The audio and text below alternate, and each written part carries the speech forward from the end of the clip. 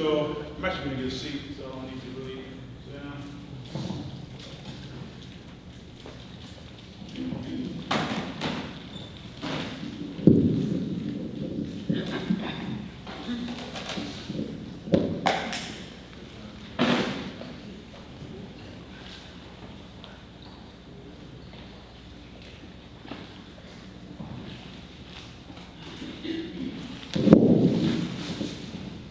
All right. So my first question really is, and this is, again, opportunity to really engage a little more deeply. For all the men, anybody can kind of jump in on this question. But what or who have been your main support systems in your journey towards recovery? Obviously, it might be different for all of y'all individually, right? All of you have expressed some very powerful stories. So what or who have been your main support systems in your lives? God and Narcotics Anonymous. Okay. I would say definitely Narcotics Anonymous, my higher power, and just everybody, I've met in my circle of friends and, other fellow recovering addicts. For me, a lot of it was the advocates that I've done a lot of work with, advocacy, and my family. Like recreating the connections with my family members has been something that I try to do continually, but has been a very big part of my recovery process and has instilled my support system. With me is my spiritual foundation, but also I have surrounded myself with what I call my advisory board, people with long-term recovery that are still active, and I always say to myself, I'd rather have 4 quarters than 100 pennies. And I say that because the only people that I bring around me is somebody that could bring something to the table. If you have nothing positive to bring to the table and help me, then, I just don't need you around.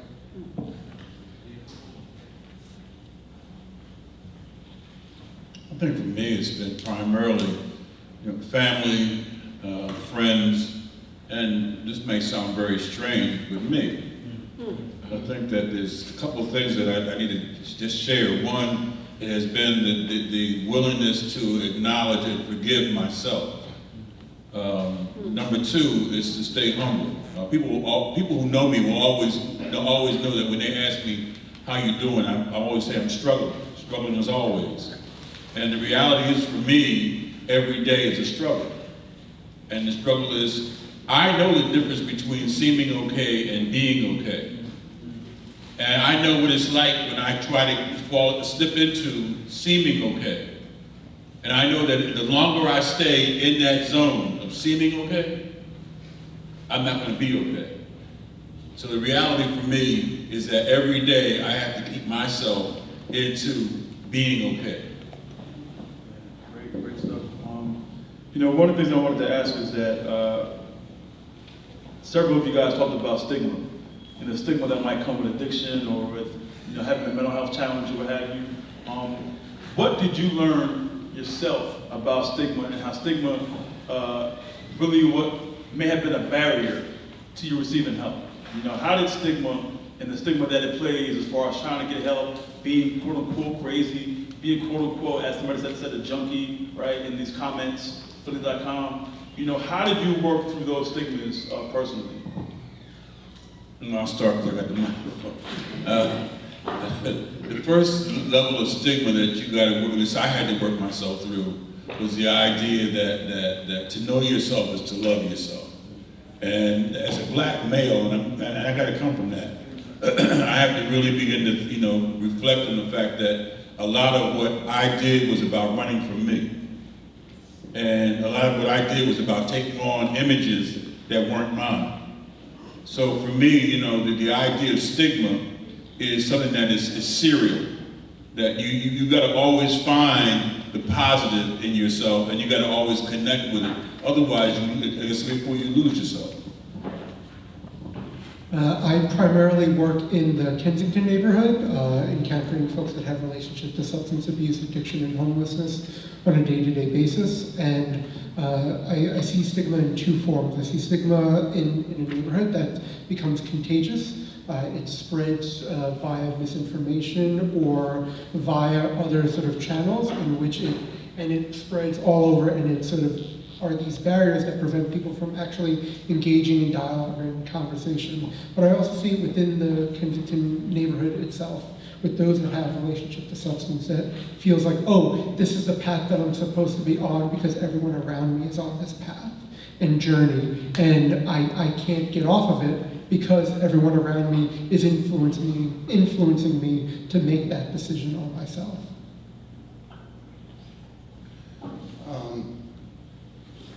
As part of stigma, yeah, and I fight every day to put a face on recovery. Plus also just instill hope. And one of the things when I tell people, they ask me where I live, I say Kensington, they go, ooh. You know, this is home for me. This is my home. And I love my community. And the stigma and the cloud that's over Kensington right now is not good, but guess what? There's good things that come out of Kensington. You know, people say that's the Badlands, I say it's the good lands. And that's one of the stigmas that we work on. It's not the Badlands, it's the good lands. And there is hope here. There is hope. And I know because I'm one of them. And I continue to put a face on that and try to break the stigma that's in this area. And as for, you know, trying to get treatment, I always had that problem because, you know, they always say that Puerto Rican guys are drug dealers, you know, and I have always had that stigma, but in getting help, you know, I was able to get help, and a lot of people are not able to. So as a person who knows and understands white power and privilege, I want to empathize with everybody. And I came from a place of thinking that I knew and understood what stigma was, but I think for me it wasn't until I was incarcerated for the first time and labeled as a convicted felon or denied access to housing and really treated differently and looked at as I was innately bad. I think one of the first times, not the first times, but the moment for me that taught me what stigma was this happened to me while I was in recovery, actually, after I had not used for over a year. My grandmother, I was coming back home from Wisconsin. My grandmother had told me that she didn't want me to stay at her house because I was in recovery from substance use disorder. And it wasn't until then that I had a better understanding. I don't think I'll ever know what it's like to be a person of color and understand stigma and how it affects people on that level. But today, Roland and Ramon, we've been doing events like this across the city for a long time, and it's the same problem. It's the people that aren't in the room that are the problem.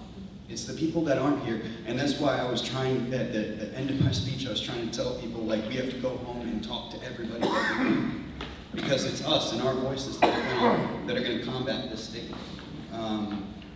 But at the same time, like, I've got white guilt because I'm up here saying, you know, the last person, or the last thing that a person of color needs is another white man telling them what to do.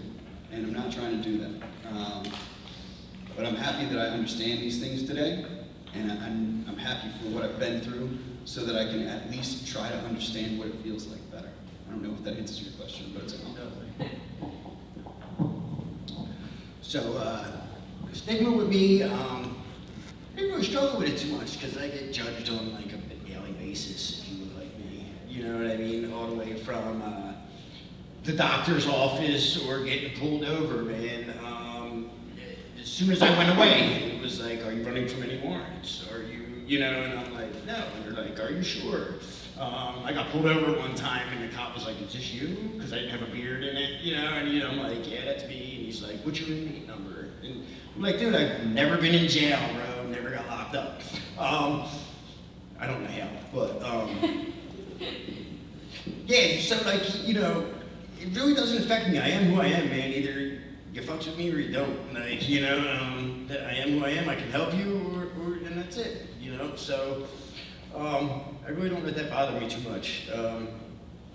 But I do see how it does affect certain people. You know, I've had multiple people come up to me at meetings that I've seen for years and wouldn't even speak to me. You know, and then they'll hear me share at a meeting or something and be like, dude, I thought you were the biggest asshole ever, man. You know, and like, you're a pretty cool dude. And then also, like, addict-wise, man, I got stigmatized online not that long ago, and it was hilarious because the dude got, like, bashed by, like, all these other people. It was like, someone called me a junkie, man, and it was like, don't go get a tattoo from him, and the dude's like, everybody just like, it was pretty cool. Everyone came to my defense, you know. I was like, right on. So, you know, at first I'm like, oh man, this is horrible. How can you do that to me, you know? And, yeah, so I guess that's my answer to that one. Great, Michelle. No, me, Talking to Mike. I really don't care too much too much as what people think about me. I mean, I'll be honest, you know, in the beginning I got caught up in all that, but I ain't there today. You know, I turned it over to do that to God, I'm gonna own my life. I don't have time to think about what people think about me, how they wanna leave me. I don't think about none of that. I got more important things to be doing. You know, I go out there, we have the right to say what we wanna say, that's their right. I'll be down the ground because that's their right. No, I'm not doing none of that. I gotta walk away to that, you know, I hope they grow with that. When people got me over the years, says another thing to me, that I didn't take a bike, and I wanted to take them to a place, but I can't go to the leaders, I don't want to go to prison. I had to keep my life and my recovery simple. You want to talk about me to the day I die? Why am I worried about that? That's all I got. Very good, very good, very good. You know, one of the things, you keep the mic, Tyler, that's cool. And then actually, after this question, I actually want to get to the community, so if anybody has any thoughts or questions or comments, please feel free to, you know, raise your hand and we'll get the questions out to our panelists as well. But my last question really is, you know, we've talked a little bit about your support systems, but I think it's also important to talk about just how you personally coped, right? And so when you think about when you face challenges of memories or stress or depression or even like peer pressure, we know about NA, we know about spiritual foundations, but also what did you do specifically, right? Like were there anything that you did, you know, for some folks they run, for some folks they cook, for some folks they do music, for some folks they work out, for some folks they go for a walk, some folks pray. I just want to hear more, for the community here about maybe some of these other coping mechanisms that you personally have to do, because as Roland said, yourself is also part of that. So if anybody wants to talk to that. Coping for me is major, man. I relieve that whole, if I find a place of serenity for myself, it helps me cope a lot, man. A big part of that was, first off, identifying, why I use drugs. You know what I mean? It's not the drugs that I use, it was the reason why I was using them to get out of myself. And once I found that out and treated that problem, it's pretty funny. Like he said, I feel like he finished the last half of my story, man. I really do. It was crazy. It's kind of like it happens a lot. You know what I mean? It makes your hair stand up because it just lets you know you're not alone, man. And that in itself it helps you cope a lot. Yeah. But I find it in my work as well. That's my happy place, man. I go to work and I get to sit there. And I was talking to somebody before this outside about it. Like I found my way into this business. When I was a kid, I never even drew. I failed art class through high school and all that stuff. And my father passed away. It was part of coping. I got tattooed for him, and I was like, yo, to not worry about a thing, you know, and then that resulted into eventually me tattooing, and it was the same thing for me again. So just through that and a little bit of prayer and meditation sometimes, man, I can pretty much get through like anything, you know what I mean? I've lost relatives through this process, and yeah, as long as I stay on my top of my game, you know, and stay aware and do what I do, I'm good.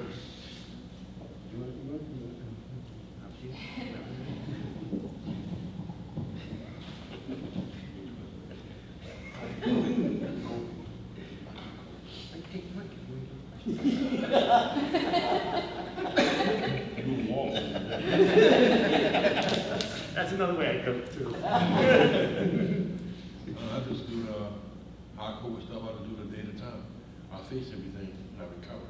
You know, no matter what the circumstance is, I face it. You know, if I'm going through something, I have numbers. I can pick the phone. I can talk to other people. I'm not afraid to talk to people.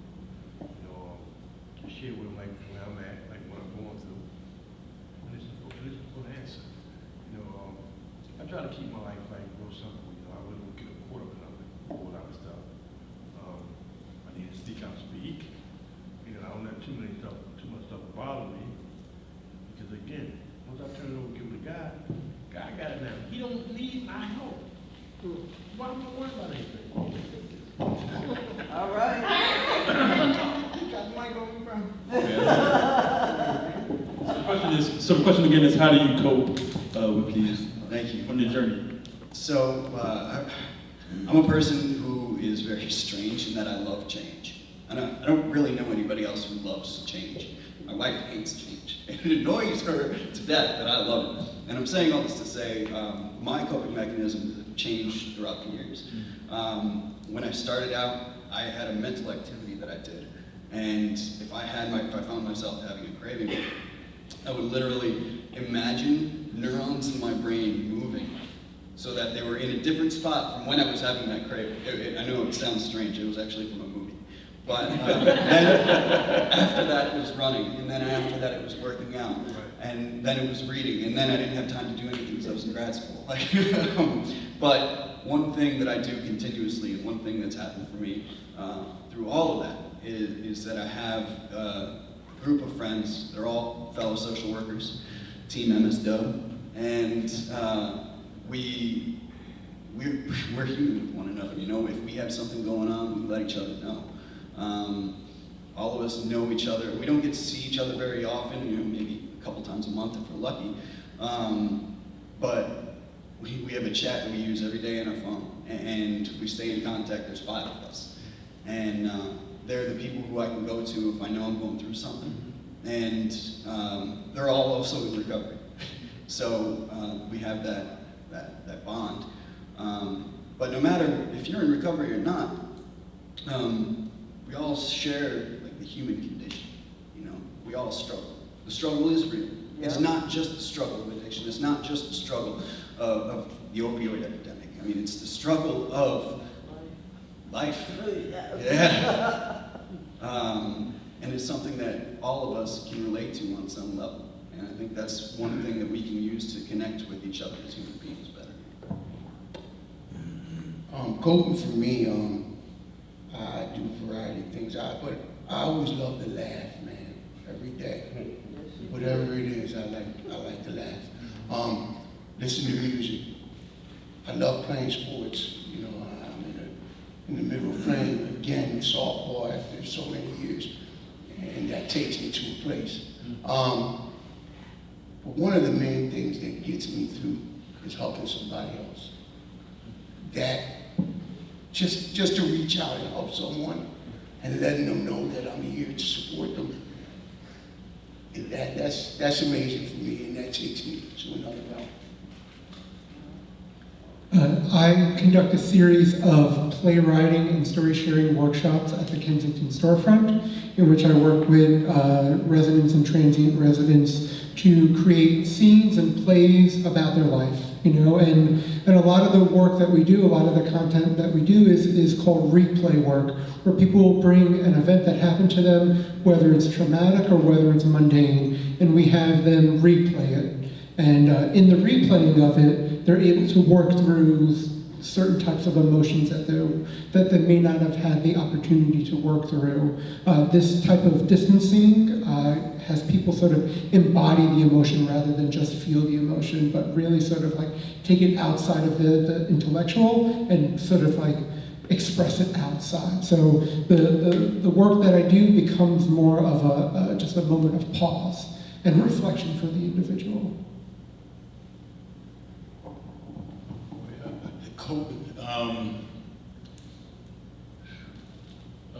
For me, I guess it's just every day getting up and facing every day in terms of the reality of what it means to be who I am. I really am concerned every day about the world around me. I write a lot, maybe write too much. I think a lot, maybe too much. The reality for me is that I'm aware of the stress in my life. And so there's a certain amount of stress that you can predict and you can manage.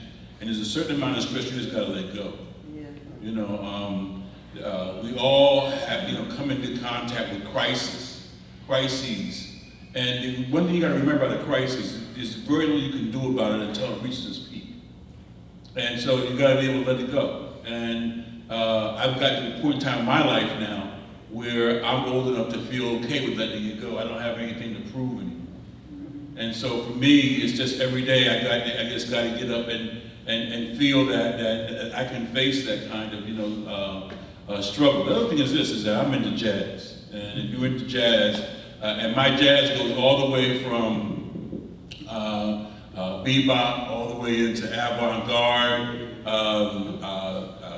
I got to have my Coltrane moment in the morning. I got to have my Miles in the afternoon, and then I can do like a little collage in the evening. And that's really it's an opportunity to not necessarily have to play by the rules.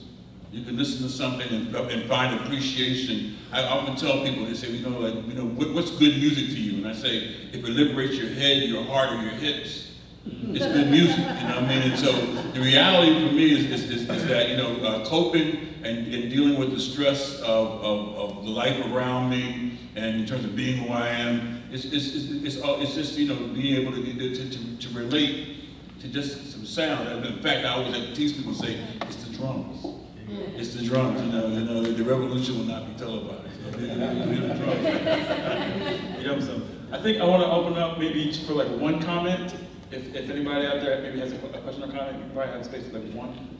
If anybody wants to ask anything. I'll ask them a question. We'll make sure that maybe it's to one person to answer the question as well. So I'm lucky enough not to have been an addict, but I have many friends and close ones and loved ones who have been addicts or have come through recovery. And a question that I always have is, and maybe this is different for every person, but is there anything that a friend or loved one could have done or said to you on the way down or when you were at bottom that would have helped you on your way to recovery or gotten you into recovery faster? Or is that something that is completely outside of the control of the people around you? There's one thing I would say, and that is the best thing I learned after the fact is that the best thing you can do with somebody who was out of control is set limits for yourself. There's no saving someone who does not want to be saved. But if you save yourself, sometimes that might be the trigger to help that other person, because you've now set a limit that you're not going to go over. And I think that for me, there were some people around me that were important to me that set some limits and wouldn't go over those limits with me. So I think that, and then one thing I remember for me with people who I struggled with in their addiction was the fact that the best thing I could do for me was set limits with them. If I really loved them, I would set limits with them. And if I really cared for me, I would set limits with them. Yeah, everybody doesn't have to answer it like one wants to. If not, we'll just close it out. I got some quick. So I used to run a recovery house, and so I worked a lot with the parents who had kids in the recovery house that I was running, and all of them asked the same question.